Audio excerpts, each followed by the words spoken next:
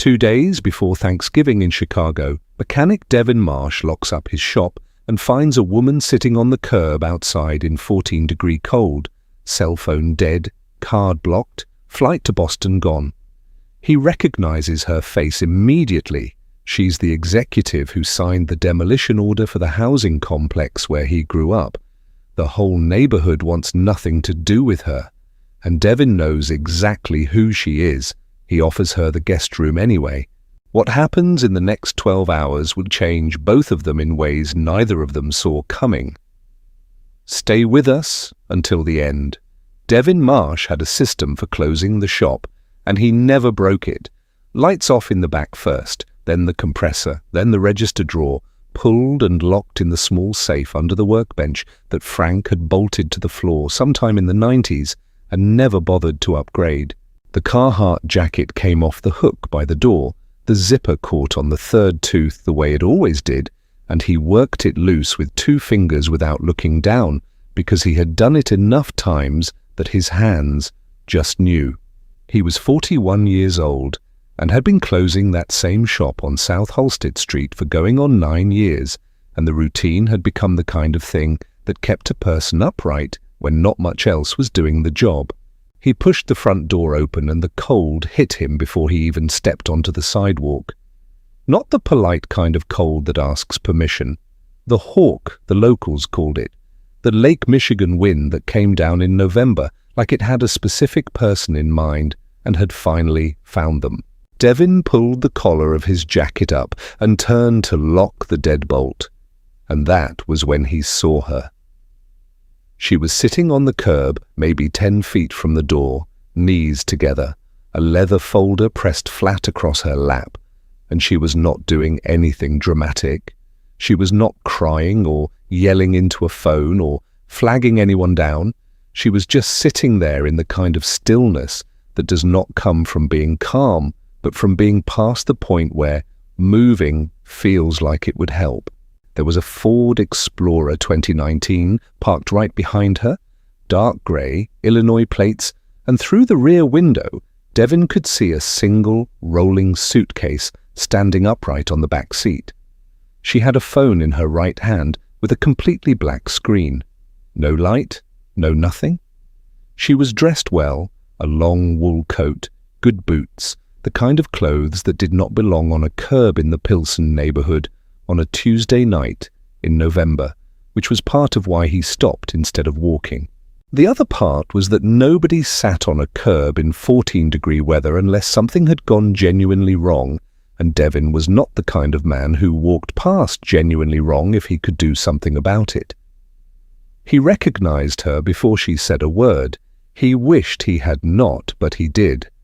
The Chicago Tribune had run her photo above the fold that Monday, and the copy tacked to the door of the laundromat 2 buildings down had her face circled in red marker. Mara Langfield, the paper called her. Executive Director of Langfield and Associates, the firm that had finalized the demolition agreement for the Halsted South Housing Complex. 16 residential buildings on the south side, displacement orders already sent to 142 families. Devin had grown up in Building 2 of that complex. He had learned to ride a bike in the parking lot between Building 2 and Building 3. His mother had lived in Unit 4F until 3 weeks ago when the relocation check came, and she moved to a cousin's place in Cicero because there was nowhere else to go on what they gave her. The Pilsen neighborhood did not have a complicated opinion about Mara Langfield. It had a simple one, and it was not kind. Devin stood there for a second longer than was comfortable, keys in his hand, looking at her dead phone. Then he said, "You need a charger?" She looked up. Her face in person was tired in a way the Tribune photo had not captured, the kind of tired that is not about sleep. She said her bank had flagged her card as suspicious activity and frozen the account, that she had missed her flight to Boston 2 hours ago because of a delayed meeting downtown, that her iPhone 14 Pro had died somewhere on the I-55 and she had been sitting there trying to decide what to do next. She said it plainly, no performance in it, just the facts of a situation that had stacked up faster than she could manage.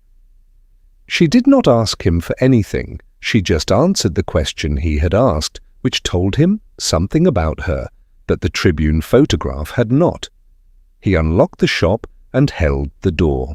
She stood up from the curb slowly, the way people move when they have been still in serious cold for too long, and she followed him inside without making it into a bigger moment than it was. He plugged her phone into the charger behind the counter and put a cup of coffee in front of her, the regular drip, nothing special, and she wrapped both hands around it and said, "Thank you," in a voice that meant it. He went about finishing the closing routine he had interrupted, and for a few minutes neither of them said anything. Then she noticed the folded Tribune on the end of the counter, the same edition with her photo, and she went quiet in a different way. She did not reach for it. She just looked at it. The way you look at something you already know is going to be hard to be in the same room with. Devin kept his back to her and said nothing, because there was nothing yet that needed to be said. By the time her phone had enough battery to turn back on, it was close to 8 o'clock, and the temperature outside had dropped another 4 degrees. She had 17 missed calls and a screen full of notifications she did not open. She looked at the phone, then set it face down on the counter.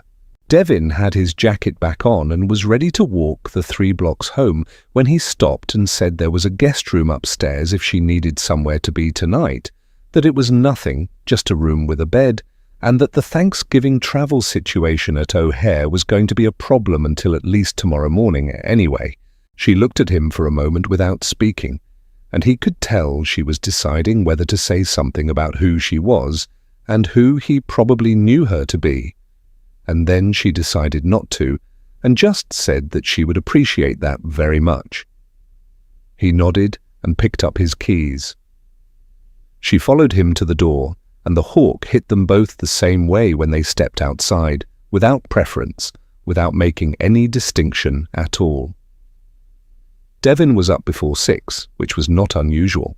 He had not slept particularly well, not because of anything he could name exactly, but because there was a stranger in the room down the hall, and that stranger was not just any stranger, and his brain had apparently decided to spend the night reminding him of that in slow rotations.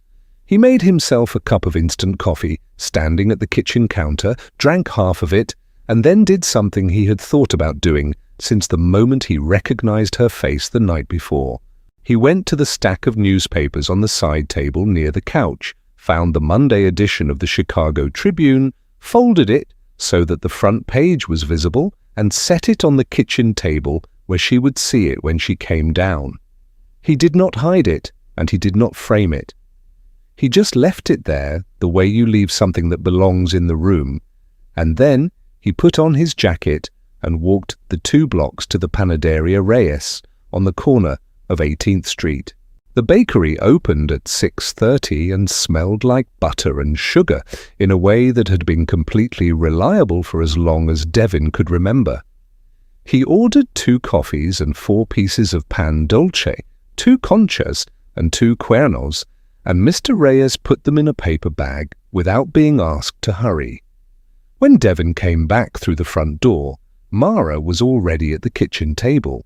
She had come down in the same wool coat she arrived in, which told him she had not planned on staying, and her hair was pulled back simply, and she was sitting with both hands flat on the table on either side of the Tribune, reading. She did not look up when he came in.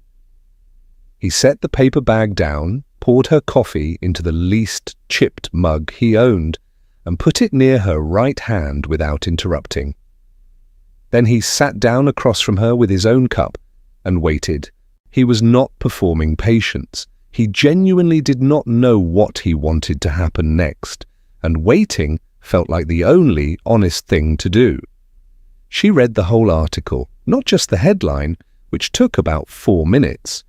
He watched her face the way you watch weather, not anxious exactly, just paying attention. When she finished, she did not push the paper away. She left it where it was and looked out the kitchen window for a moment, then looked at him. "I didn't know you lived there," she said. It was not an apology, and it was not a deflection. It was just a fact she was placing on the table, the way you put down a card you have been holding because it is time. Devin nodded and said that he had grown up in Building 2, that his mother had been in Unit 4F for 23 years, and that 3 weeks ago she had taken a relocation check and moved to a cousin's house in Cicero because the check was not enough for anything decent in Chicago, and she was 67 years old and did not know how to start over, but did it anyway because she had no other option. Mara listened without interrupting, which he noticed. A lot of people listen to things like that by preparing what they are going to say next, and you can see it in the way their eyes move slightly off your face. Her eyes did not move.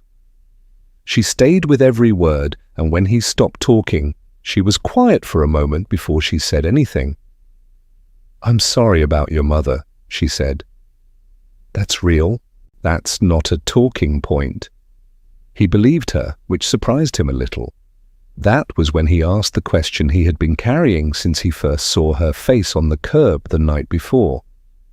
He did not raise his voice, and he did not lean forward to make it feel like a confrontation, because it was not one.